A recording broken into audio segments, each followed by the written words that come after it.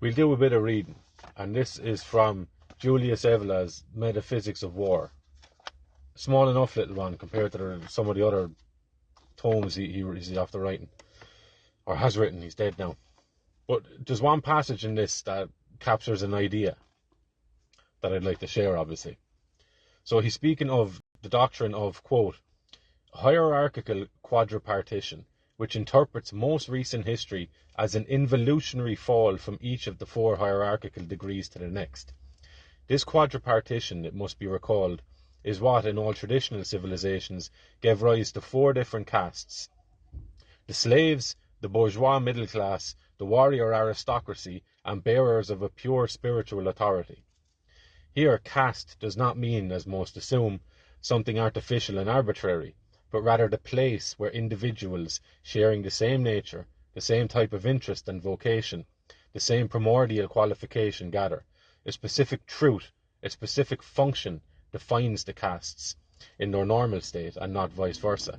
This is not therefore a matter of privileges and ways of life being monopolized on the basis of a social constitution more or less artificially and unnaturally maintained.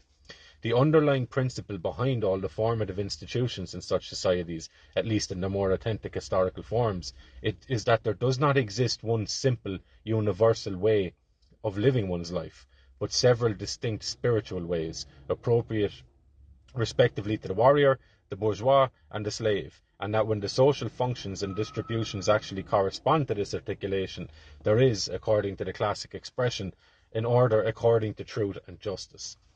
So four types of people, four spirits, four natures: the slave, the middle class, the warrior, and essentially the priest or the magician, right? And he's saying that this isn't something that's unnaturally imposed on people from the top down.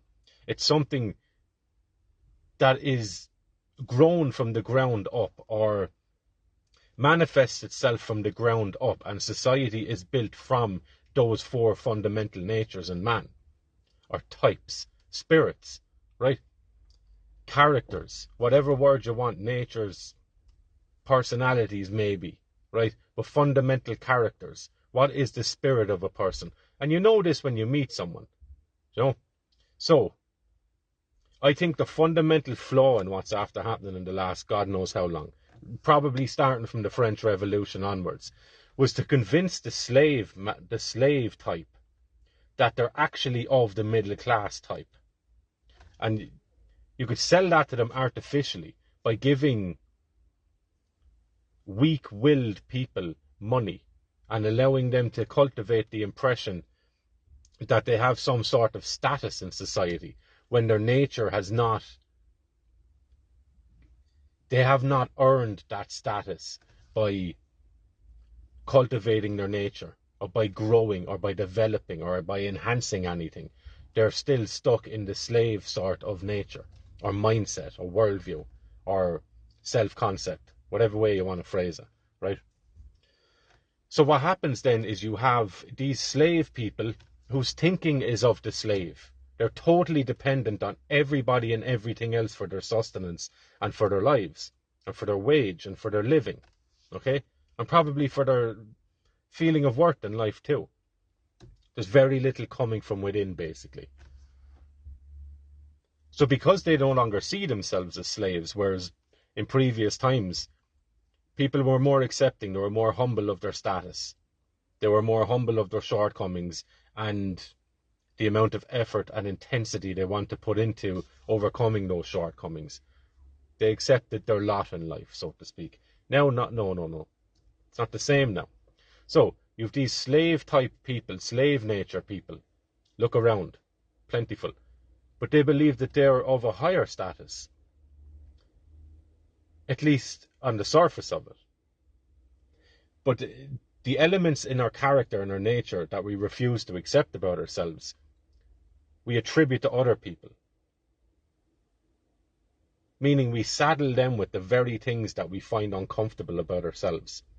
So slave-minded people, they're so quick to point the finger and cast aspersions and demean other people. They need somebody to look down on because they fundamentally understand that they're bottom of the heap. They don't like it, but they don't want to put the work into climbing up that ladder. They stopped climbing, right? And now they want to destroy the idea that there's a ladder there at all. Of course there is. Of course there is, right? So, which do you fall into? And this isn't I'm not even trying to trigger a sort of, oh look, there's slaves everywhere and loads of people. Whatever, yeah, like people, look, go off and make your own decisions according to your own nature and stay frozen in that if you so wish. I'm asking this question for you to ask yourself about it and reflect upon it. We all know what we see around us, you know, or we should be getting to grips with what we're seeing around us anyway. But fundamentally, these things are about ourselves, right?